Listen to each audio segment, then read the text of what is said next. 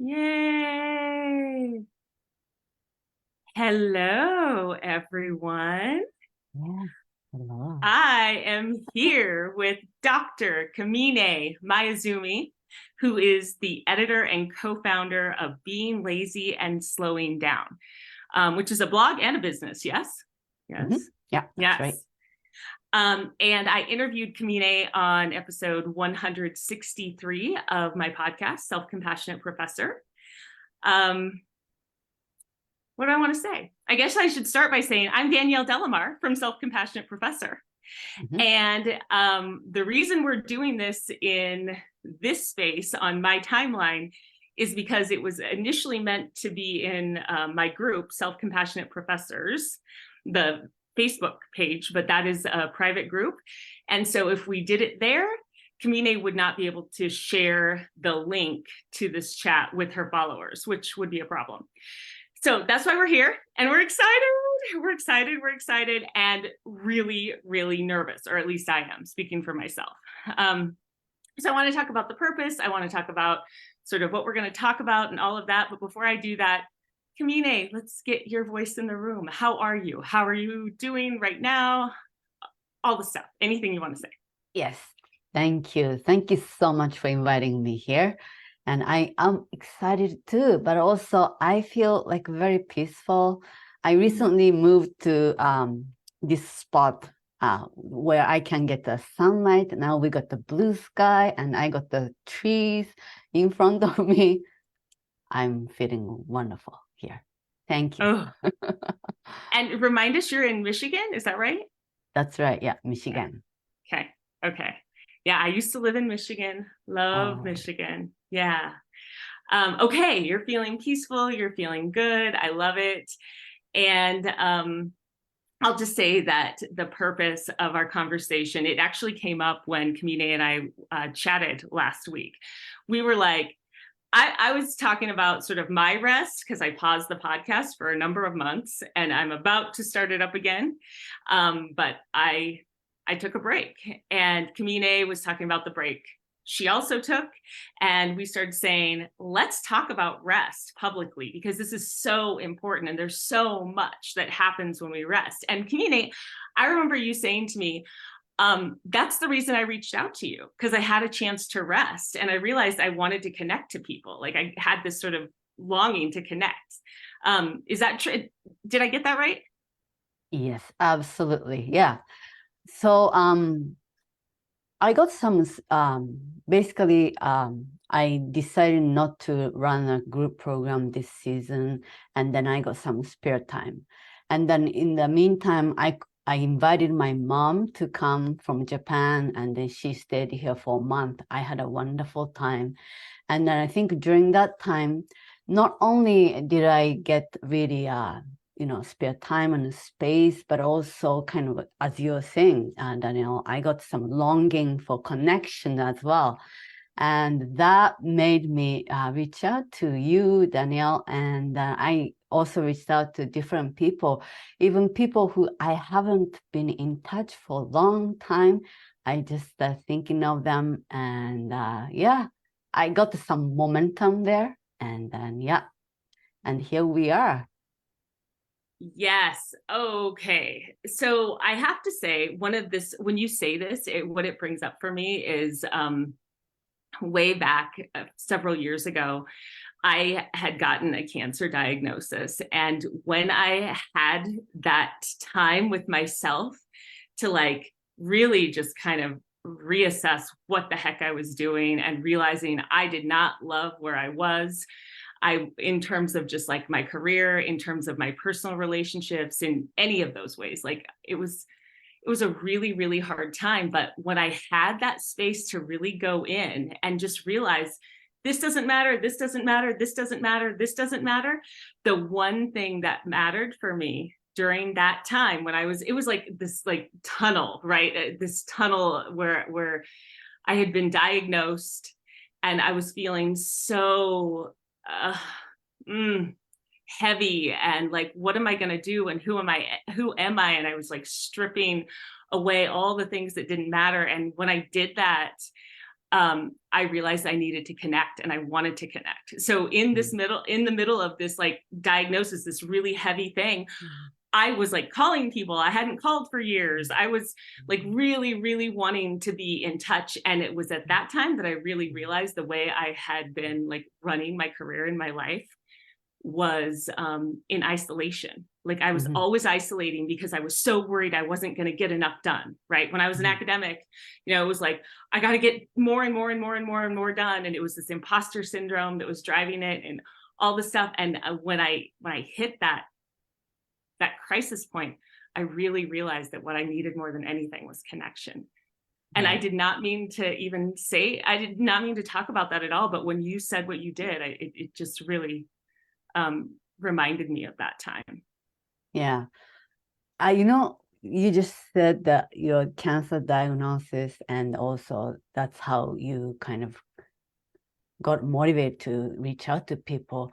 I think not exactly the same, but I think I got the lens of this is my last time kind of thing. Actually, through the experience of having my mom, like 81-year-old mom, recently.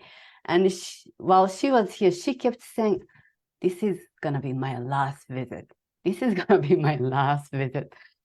And then I was like, well, let's not really shy away from that idea. I like the last time concept because that really allows you to engage with what you have, you know, who is surrounding you, and all those little moments become really signified. And then, so I think I got the lens from her, and then I started seeing, I don't know, this longing for connecting with people who I hadn't really been in touch with. That was kind of really interesting.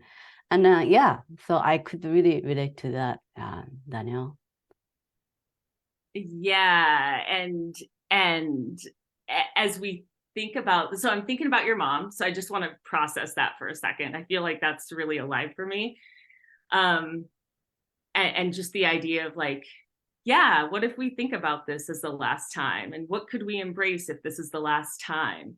And it kind of makes me wonder if that's sort of the spirit of rest, right? It is just this sort of surrender into what is. How does that land for you when I say it that way? Yeah. I think then also you were saying earlier, you know, the things that you thought mattered don't really matter. I guess the perspective, you know, the mindset change. And then you know, the rest is basically really making us be at the moment and really look at the other parts of the life. And the connection is a really big part of it, which we tend to kind of forget about when we are so, you know, under pressure of getting things done, and then to-do lists. So yeah, definitely. And that the space, the empty space that rest can give us is very powerful. Okay, so I'm curious because I'm thinking of my own day and the empty spaces I found, even though they were very tiny spaces this morning. And I'm wondering, like, where do you find your sort of tiny rest spaces? Because I just want to be clear that when we're talking about rest, yeah, we can talk about it as like something that we do for a couple of days and we need that. But also just these tiny spaces when we're having a busy day, we also need rest. So I'm wondering, yeah, about you and like, what is your experience? I don't know, a story, anything that you have to tell us about how you rest in sort of a micro way. Yeah, that's a good question. Because I also tell my clients during a weekly reflection and planning session.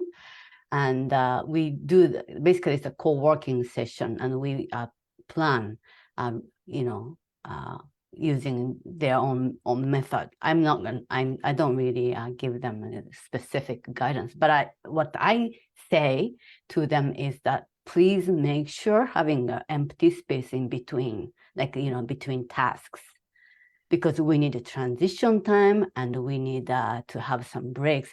And also the more space you have, the easier you can kind of adjust things when things happen. So, it's also for our own sanity and really this empty space. And then, as you were saying, the small, breaks here and there, it's really crucial for our everyday life. But also what I do is I take 15 to 20-minute nap almost every day. And I think that kind of requires some practice. But I think I reached the point where I can do it more easily than before. And what happens is that when I wake up from the nap, I feel totally like rejuvenated, not just physically, of course, but also emotionally and mentally. And sometimes when I feel down, I just go to bed and then let me have like a, blank sheet again. Let me go back to the starting point for the day. And that really works for me. Okay, so I love that. And I can definitely, that definitely resonates with me. I go to bed often too. When I need a break, like I have 2 little kids and they're all over the place in chaos. And like I will often go just lights off, music on, lie in bed. But you also said it takes practice.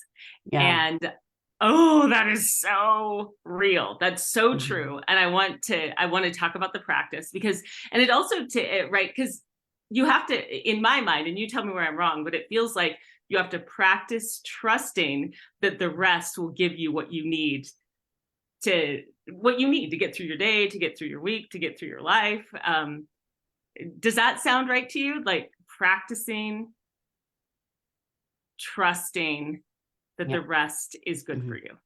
Yeah, exactly. I think what happened earlier in my days is that rest, even now, when I want to rest, I sometimes cannot really fall asleep because, I'm talking about taking a nap, because a lot of stuff is going through my mind. And then if there's a chatterbox, it's hard to fall asleep. But I think, so as you're saying, basically this, when we say being lazy and slowing down, being lazy means like emptying the need for result with the passage of time, which means you really let go of the expectation and the results. So that mindset really allows you to become kind of empty, close to empty, not totally, but it's okay and to nap. It's okay to give myself permission to really take care of my body and mind as well. So that part is probably, I think, hard for many people. And it did actually require me some practice as well. Okay, I love Yeah. this. So we are gonna end here in just a minute because I want these to be really short check-ins, right? So it's not long like the podcast, but it gives you something to sort of chew on. And when I walk away, what I'm sort of chewing on is sort of how can I practice rest a little bit more? Mhm. And I guess I would say that to everybody. How can you practice rest a little bit more? How can you practice trusting rest a little bit more? And I wonder what you would say in the end, Kimine, as we sort of end this conversation. I think the very powerful way I can just think of right now is to be surrounded by people who value rest. I think that would be a very effective, because if you are surrounded by people who just keep going and going, and you feel not good about resting yourself as well. So I think having that kind of community or group of people who actually, say, good job, you did take a nap, that kind of affirmation and then support, I think that's very crucial. Oh, so good. So good. Okay. Yeah. So in that spirit, I will say Self-Compassionate Professors is the group that that we are doing this sort of broadcast for, that we were initially doing this broadcast for.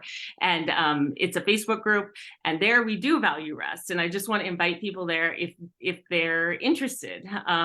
If you're sort of in an academic job and you're not feeling well and you need to find different ways to do things, Self-Compassionate Professors is a good place to go. I just started the group, and it's kind of like a spin-off from Self-Compassionate Professor, the podcast. And then Kimine, talk about what you sort of offer and how we can reach you as well. Yeah, so I offer different programs, but I think what would be good, especially for those who are going through some, pivotal life transitions. I think they are the ones who feel like really scattered, cannot focus, and need rest. But it's hard to do that. So I run a program called Thrive Through Transition. I'm planning to do that in January 2024. And then if you can join me. Basically, that's for higher education professionals, including academics, faculty, and then also administrators as well. We come together, work on our, really ourselves, doing self-reflection together, and also support group. It's going to be powerful 13 weeks. So just keep an eye on it. And then my website, lazyslowdown.com, will have information soon. I love it. Okay, yeah, and I want to end with something you said. It's okay to nap. It's okay to take care of your mind. It's okay to take care of your body. Yeah, so I think that those are good words to end on. Take care, everyone. It was so nice talking to you, Kimine. Yeah, nice talking to you, Danielle. Wonderful. Take care. Bye-bye. All right.